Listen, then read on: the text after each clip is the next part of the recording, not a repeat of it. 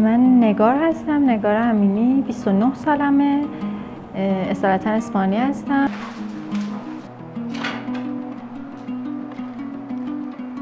نمونه‌های خیلی ریزی از شاخه بافی من دیده بودم توی فضای مجازی، توی سبکای مثلا سبک بوهو دیده بودم یا سبک ون لایف دیده بودم، کاری که خودشون انجام میدادن روی شاخه بافت انجام میدادن برای اینکه فضای زندگی خودشون رو دکور کنن یا به شکل سرگرمی. و من چون وقت آزاد زیاد داشتم این کار رو دوست داشتم و شاخه هم همیشه داشتم، شاخه و نخ و اینها، به خاطر همین شروع کردم به کار کردن.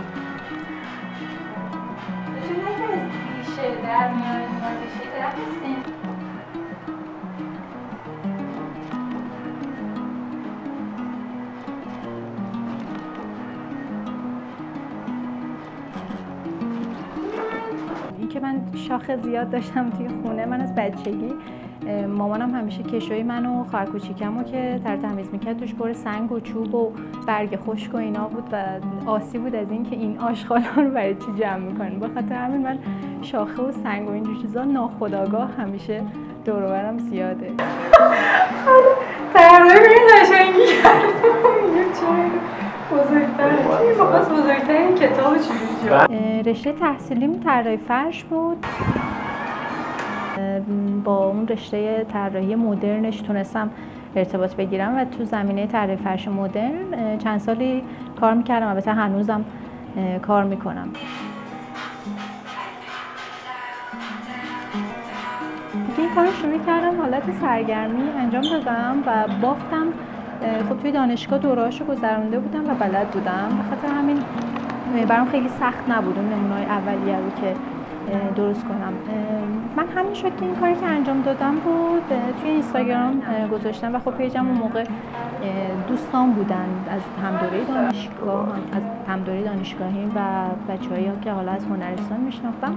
همون دوستان و اطرافیان آشناهام استقبال کردم و گفتن چه کار جالبی و عملاً هیچ کس تا به حال همچین چیزی رو ندیده بود، خیلی دیده نشده بود. به خاطر همین چون هم کار جالبی بود، جدید بود، همین که یه ارتباط مستقیمی با طبیعت داشت، خیلی براشون آشنا بود و جذابیت داشت.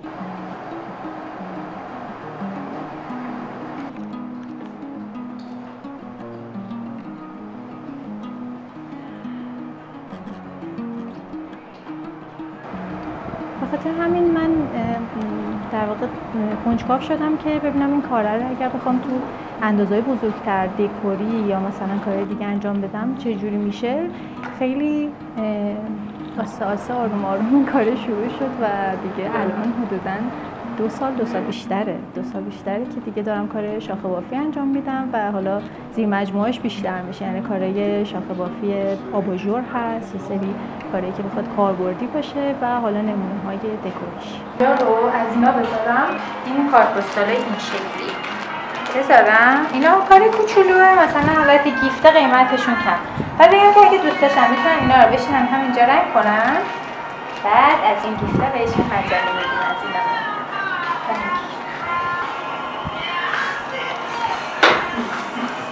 خب باید یکم بیشترش بکنم.